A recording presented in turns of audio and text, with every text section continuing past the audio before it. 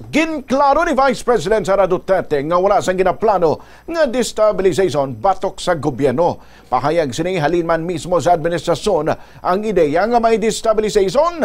Sunod kay VP Sara, may anti-corruption protest nga ginahimo bangod luyag sang tao nga mabatian nila nga tingog kag nagaka-insecure naman kung nahadlok ang administrasyon.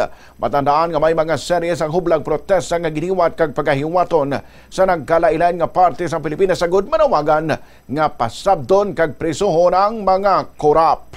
Alam mo ma'am, yung destabilization, nanggagaling lang naman yan sa administrasyon eh.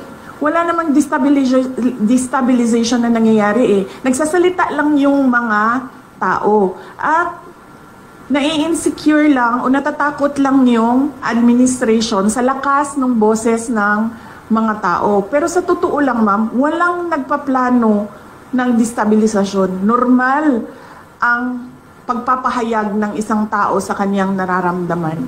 Ang pansin ko yung destabilization na word, na salita, nanggagaling siya lagi sa administrasyon. Nabalian si Vice President Sara Duterte.